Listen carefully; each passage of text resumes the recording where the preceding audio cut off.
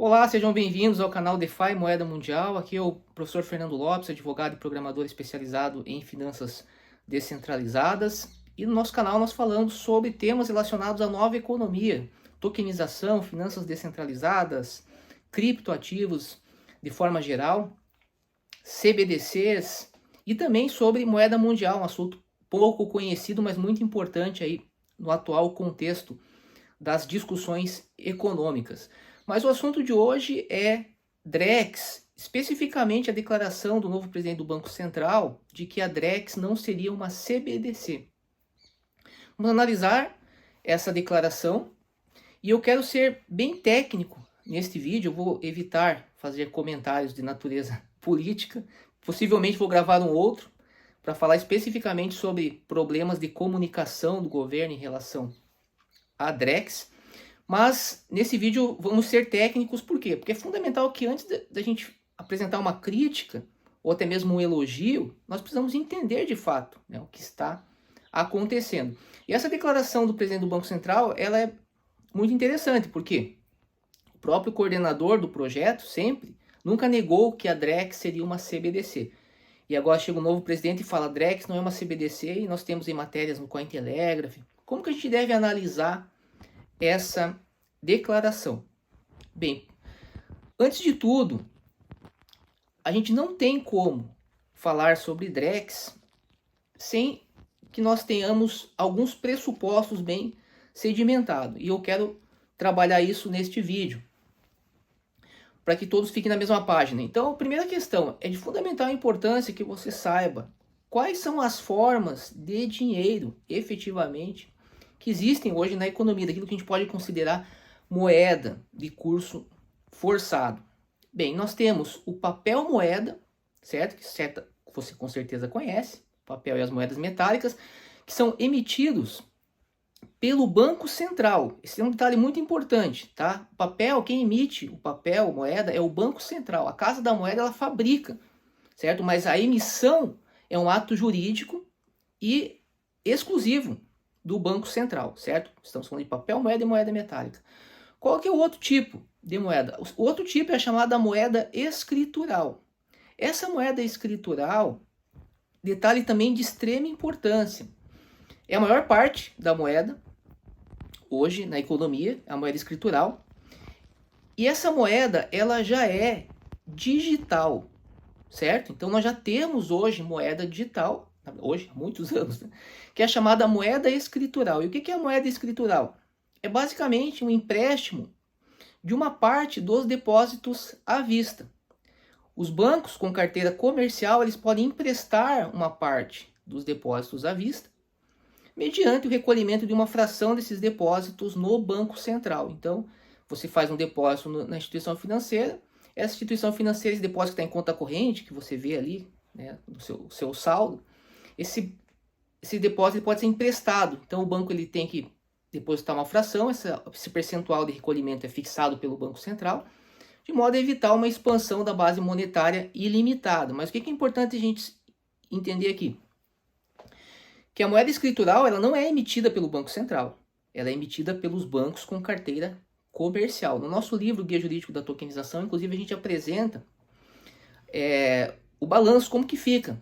Ou seja, quando o balanço do Banco Central, né, no caso, a emissão de papel moeda representa um passivo para o Banco Central, da mesma forma que a criação de moeda escritural representa um passivo para os bancos comerciais, certo? Mais detalhes sobre moeda escritural, multiplicador bancário, como que isso funciona, há vários vídeos aí no YouTube de professores de economia, porque isso é matéria básica das faculdades de economia. Qualquer manual de economia você vai ter a explicação em detalhes, certo? Então, isso é fundamental, entender essa diferença. Papel moeda emitido pelo Banco Central. Moeda escritural, formato digital e emitido pelos bancos com carteira comercial, que podem criar a moeda escritural, certo? Beleza. Fixado isso, o que a gente precisa agora entender? O que o mundo quer dizer quando fala sobre CBDCs, em geral, tá?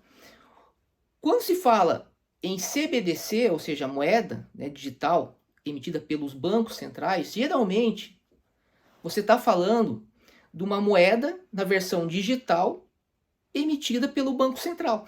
É exatamente o que diz. Parece óbvio, mas não é, certo? Por quê? Porque nós acabamos de falar que o Banco Central, hoje, na lei, de acordo com a Lei 4595/64, que é uma lei que tem status de lei complementar, que regulamenta o sistema financeiro, o Banco Central está autorizado apenas a emitir moeda no formato físico, certo? Quem emite moeda hoje digital são os bancos com carteira comercial. Então, qual que é a ideia?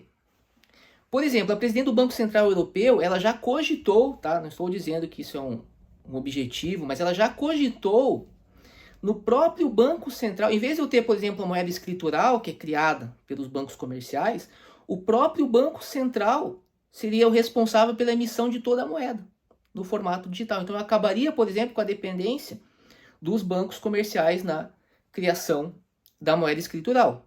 Então, isso, obviamente, que é muito polêmico. Primeiro, porque tira um poder dos bancos e porque passa todo o poder para o Banco Central em relação à emissão da moeda. Isso dá um controle, obviamente, muito grande sobre a política monetária, porque hoje quando se discute muito política, não quero entrar muito sobre isso aqui, mas quando se fala muito sobre política monetária, uma questão importante a ser discutida é justamente essa influência da política monetária sobre a criação de moeda escritural por parte dos bancos. Então, se tudo isso ficasse na mão do Banco Central, isso obviamente daria um poder muito grande, facilitaria, segundo alguns, tá? Não vamos entrar nessa discussão, um maior controle sobre a política monetária. Tá? Então, é isso que geralmente o mundo fala quando o assunto é CBDC. Quando o mundo fala CBDC, eles estão pensando numa moeda digital emitida pelo Banco Central. Ok? Ou seja, o Banco Central passa a ter todo o controle sobre isso. Por isso que gera uma série de discussões aí no mundo, certo? Muita gente aí não concorda com isso, etc. Então isso é muito importante, outro fator extremamente importante. Beleza, compreendido isso, agora vamos para a Drex. Tá? O que é a Drex, né, efetivamente? A Drex, como ela foi apresentada no projeto piloto, ela se apresentou como uma proposta de tokenizar, tá? Ou seja, de atribuir uma nova forma digital para a moeda. E é basicamente isso. Então, ou seja, atribuir uma nova forma digital para a moeda. Mas para qual moeda? Porque nós falamos que tem duas, certo? Bem, primeiro teria a chamada Drex do atacado. O que é a Drex do atacado? A Drex do atacado é justamente uma CBDC. Por quê? Porque ela seria uma moeda no formato digital emitida pelo Banco Central. Então eu teria o quê? O Banco Central emitiria uma moeda no formato digital, mas não no mesmo formato da moeda escritural, porque a moeda escritural utiliza registros em servidores tradicionais. Ou seja, o Banco Central emitiria o real na forma tokenizada. Esse é o real chamado real do atacado, ou Drex do atacado. Só que isso não pode ser feito porque, como eu havia dito, o Banco Central só pode emitir papel moeda, por causa da Lei 4595/64. Aí nós temos um projeto de lei complementar, 80 de 2023, de autoria da senadora Soraya Tronic, visando fazer uma alteração, salvo engano, tá? Não sei se eu errar de cabeça, me desculpe, mas no inciso 1º do artigo 3º da Lei 4595/64, para incluir a possibilidade, acho que do inciso 1º do artigo 10º, tá? Mas depois vocês conferem aí. Para possibilitar que o Banco Central emita a moeda no formato digital. Porque se você for ver lá a Lei 4595/64, você vai ver que o Banco Central só está autorizado a emitir papel, moeda e moedas metálicas. Então precisaria ter o quê? Uma alteração, e como essa lei tem status de lei complementar, você precisaria então ter uma lei complementar. Por isso que nós temos então esse projeto de lei, certo? Então esse real do atacado efetivamente é uma CBDC, ok? É isso que nós temos. Ou seja, existe tentativa de acabar com a moeda escritural? Não. Existe tentativa de acabar com o papel moeda? Não. Existe simplesmente uma ideia de se criar uma versão tokenizada para a nossa moeda e permitir que o Banco Central emita essa versão tokenizada, certo? Mas esse é apenas a Drex do atacado. Bem, qual que é o problema? Tá? Essa Drex do atacado, que é efetivamente uma CBDC, embora, né, ela faça parte do projeto, e por que é falado do atacado? Porque essa Drex do atacado, ela iria apenas ser utilizada no contexto interbancário, ok? Entre os bancos e Banco Central. O problema é que no caso do projeto brasileiro, contrariamente aos demais projetos de CBDC, essa Drex do atacado, ela ficou sempre em segundo plano, ao menos essa é a leitura que nós temos do projeto piloto. Por quê? Porque o foco do projeto é a tokenização da moeda escritural, ou seja, atribuir uma nova versão para a moeda, para os empréstimos dos depósitos à vista. Então esse é a chamada Drex do varejo, certo? Real tokenizado é um termo um pouco amplo, porque o Drex do atacado também será o real tokenizado. Então só que essa tokenização dos empréstimos, né, dos depósitos à vista, ou seja, da moeda escritural, é chamada de Drex do varejo. E esse Drex do varejo é o grande objetivo do projeto. Tá? Já vamos entender por que então o que acontece com essa afirmação aí do Galípolo. Por quê? Qual que é a ideia? A ideia é que, por exemplo, em vez de eu fazer um empréstimo, por exemplo, de moeda escritural, eu possa fazer um empréstimo, eu possa tokenizar esses depósitos à vista. E na medida que eu passo a tokenizar esses depósitos à vista, eu tenho o quê? Eu tenho continuo tendo um formato digital. Então, para quem não entende, pensa, ué, mas eu já tenho um formato digital que é moeda escritural. Agora eu vou tokenizar para outro formato digital. Qual que é a diferença? A diferença é que os tokens são criados por smart contracts. É um novo formato digital, certo? Primeiro, é isso. São criados por smart contracts que permitem o quê? Permitem programar a utilização desse dinheiro. Então nós chamamos que os tokens são ativos, podem ser definidos como ativos de uso programável, certo? Então na medida que eu tokenizo algo, eu estou tokenizando o dinheiro e estou trazendo uma forma que que me possibilita programar o uso do dinheiro, certo? Isso é um problema, tá? Mas vamos por partes. Bem, só que os tokens e os smart contracts, eles não existem no nada. Né? Eles também não funcionam nas redes tradicionais que nós temos hoje, que são os servidores e bancos de dados aí, que os programadores conhecem muito bem. Não. Eu só tenho smart contracts e tokens se eu tiver uma nova rede. Eu preciso ter o quê? Uma nova infraestrutura. Ok? Bem, a infraestrutura inicialmente escolhida pelo Banco Central, que é chamada Hyperledger Bezo, ela é uma rede, certo? Inicialmente de caráter privado, mas que possibilita a integração com outras redes que sejam conformes a essa tecnologia. Qual tecnologia? A tecnologia da Ethereum. Então nós falamos que, por exemplo, a Hyperledger Bezo, né, a rede, ela é EVM compatível. Porque isso é EVM que se refere a Ethereum Virtual Machine. Então, ou seja, eu consigo, essa infraestrutura que eu estou criando, onde eu vou ter esses tokens e vou ter esses smart contracts, ela pode, embora ela seja privada, mas ela possibilita uma integração com outras redes, certo? Que estejam baseadas nessa tecnologia. Como, por exemplo, a própria rede Ethereum, onde nós temos o mercado das finanças descentralizadas, certo? E aí agora a coisa começa a fazer um pouco mais de sentido. Por quê? Porque quando eu tokenizo os depósitos à vista, ou independente de ser o depósito à vista, isso vale também para a chamada Drex do atacado, só que como eu falei inicialmente, o Banco Central disse que essa Drex do atacado vai ficar restrita ao âmbito interbancário, então vamos focar, e o foco do projeto é essa ideia da tokenização dos depósitos à vista. Então quando eu tokenizo, o que acontece? Eu consigo utilizar a programabilidade dos smart contracts para o desenvolvimento de uma série de produtos, certo? E onde que nós temos esses produtos hoje sendo desenvolvidos, já que o Banco Central ou as instituições financeiras podem olhar ali e buscar inspiração para os seus próprios projetos? Nas finanças descentralizadas, ok? Por exemplo, eu já falei, tem uma live que já está disponibilizado no canal, onde eu falo sobre os flash loans, por exemplo. Então os flash loans são empréstimos sem uso de garantia, Então, se eu, por exemplo, imaginar a lógica que eu tenho nos flash loans, nas finanças descentralizadas, se eu trouxer isso como um produto, por exemplo, no âmbito do sistema financeiro tradicional, e eu posso, utilizando smart contracts, o que isso pode trazer de benefício? Em tese, uma diminuição dos juros. Por quê? Porque eu tenho uma diminuição do risco de inadimplência. Na medida que eu passo a ter um controle sobre o uso do dinheiro, por óbvio que isso vai trazer, sim, uma diminuição dos riscos, certo? Mas tudo é uma faca de dois gumes, tem que olhar benefícios, né? Tem bônus, tem os trade-offs, né? Como nós costumamos falar. Então a grande ideia, na verdade, da Drex é essa tokenização dos depósitos à vista, certo? Ou seja, dar um novo formato para a moeda escritural.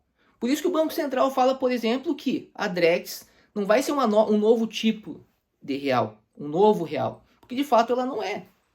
Ela é simplesmente uma nova forma digital que é dada para algo que já é digital, no caso da moeda escritural. Isso é feito justamente por causa da chamada programabilidade, porque eu posso programar, criar condições no uso desse token, certo?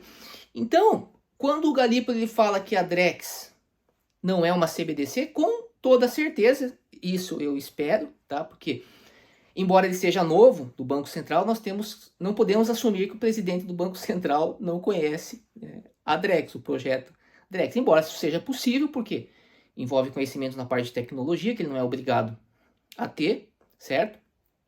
E pelo fato dele estar entrando agora, né, e quem de fato era muito familiarizado com esse projeto era o presidente do Banco Central anterior, o Roberto Campos Neto, que tem a frase que nós falamos direto, que nós estamos migrando para uma economia tokenizada. Certo? Então, assim, é isso que assim que nós temos que entender essa afirmação dele quando ele fala que a Drex não é uma CBDC, mas uma infraestrutura. Quando ele fala sobre isso, o que ele está destacando efetivamente é essa tokenização dos depósitos à vista. Ok? Ele não está se referindo ao real do atacado. Então, a não ser que eles mudem o projeto e falem, não, agora nós vamos acabar com o real do atacado, não vai ter mais moeda digital emitida pelo Banco Central. Aí nós poderíamos falar que a Drex não seria uma CBDC, tá? Porque ela não seria emitida pelo Banco Central, ela seria simplesmente uma tokenização dos depósitos que são à vista, ou seja, da moeda que é emitida pelos bancos privados. Percebe? Mas enquanto tiver a moeda, o chamado real digital do atacado, eu não posso dizer que a Drex não seja uma CBDC. Ela apresenta, sim, um aspecto como CBDC, né, relativo ao chamado real do atacado. Obviamente que a infraestrutura ela é necessária, então sempre que a gente falar de Drex, a gente sempre vai estar falando de uma infraestrutura, porque os smart contracts, como eu falei, os tokens, eles existem no contexto de uma rede, e não é uma rede como as demais, certo? É uma rede que segue o seu protocolo, suas próprias regras. Então, esse vídeo já está bem longo, eu acho que eu consegui então explicar para vocês bem o que é a Drex, espero que vocês tenham compreendido. Qual que são os pontos polêmicos aqui? A gente pode aprofundar num outro vídeo. Primeiro, essa questão da programabilidade. Então, o que eu tenho defendido é que essa programabilidade dessa versão da moeda escritural tokenizada, isso deve ser feito mediante critérios objetivos. Nós precisamos de critérios legais estipulando limites à programabilidade, certo? Porque na medida que eu tenho um ente privado com a capacidade, com o poder de programar o uso do dinheiro, isso realmente traz um risco de restrição à liberdade. Então é muito importante, por exemplo, que essas questões sejam muito bem esclarecidas. Isso que está faltando esclarecer. Bem, eu acho que é isso. Eu acho que eu consegui explicar, então, essa questão. Algo que a gente pode especular, né? Porque agora essa negativa é porque a CBDC, de fato, ela traz toda essa carga que é discutida no mundo, porque o mundo pensa, quando o mundo pensa em CBDC, ele não está pensando na tokenização dos depósitos à vista, ele está pensando nessa ideia mesmo do Banco Central, certo? Emitir uma moeda no formato digital e que nem precisa ser no formato tokenizado, mas agora a tendência é que tudo vai utilizar registro distribuído por outras questões aí que a gente já tem falado direto no canal. Então é importante sim separar essas questões e é importante melhorar a comunicação, certo? O Galípolo ele foca muito nessa ideia que eu disse para vocês aqui, de, por exemplo, ele fala em empréstimos colateralizados, né? Por exemplo, nós temos no âmbito das finanças descentralizadas também empréstimos baseados em colaterais, onde você oferece outros tokens, por exemplo, no âmbito do Compound Finance. Então, ou seja, tudo isso reforça algo que não só eu digo, mas o próprio coordenador do Banco Central já falou, que a grande inspiração para o projeto da Drex são as finanças descentralizadas, os produtos que estão ali. Não que a Drex vai ser descentralizada, porque não tem como ser descentralizada, porque tem o Banco Central supervisionando o sistema financeiro. Não faz qualquer sentido. Certo? Então é isso. Também não vamos entrar na questão da descentralização, que é uma outra discussão também, mas é importante também nós problematizarmos o que se entende efetivamente com descentralização, mas no caso da Drex isso nem entra em cogitação, tá? Uma vez que o processo ele é privado, controlado pelo Banco Central, tá? Mas aberto à integração com outras redes, certo? Por quê? Porque o mercado de finanças descentralizadas está crescendo cada vez mais, ninguém quer ficar de fora disso, os bancos não querem ficar de fora, ninguém quer ficar de fora e ninguém vai ficar de fora, isso é uma tendência global, mas isso a gente fala em outros vídeos aí. Certo? Então hoje eu espero que tenha ficado claro, então, como que nós devemos analisar esta afirmação dele. Ou ele se referiu apenas ao real do varejo, certo? Outra, que eu não acredito, ele não conhece que existe a possibilidade do real do atacado, então só apresentaram para ele o tal do real do varejo, ou até mesmo ele está tentando, que eu também espero que não seja verdade, né? Está tentando apenas desviar o foco, porque é uma grande crítica hoje, inclusive projetos de lei, etc., contra a iniciativa da Drex. Tá? Tudo isso poderia ter sido evitado, né, se tivessem feito uma comunicação, algo que eu disse lá no começo do projeto, uma comunicação objetiva, né, destacando a quem interessa efetivamente a Drex. Né? Mas, infelizmente, né, a comunicação não foi adequada, né? Se falou uma série de coisas para tentar convencer a opinião pública que necessariamente não trazia a verdade. Então é melhor você trazer a verdade do que você tentar convencer as pessoas com mentira, porque cada vez mais você vai se complicando. E essa afirmação agora de que a Drex não é CBDC é extremamente problemática. E se a intenção for essa, de tentar desviar o foco, não vai ter qualquer sucesso, porque nós temos o coordenador do projeto, todo mundo falando sobre CBDC. Então é melhor fazer essa divisão que eu fiz aqui no vídeo, explicar para a população essas questões, e aí talvez a gente possa aí evoluir nessa discussão. Espero que tenham gostado do vídeo e nos vemos no próximo. Grande abraço.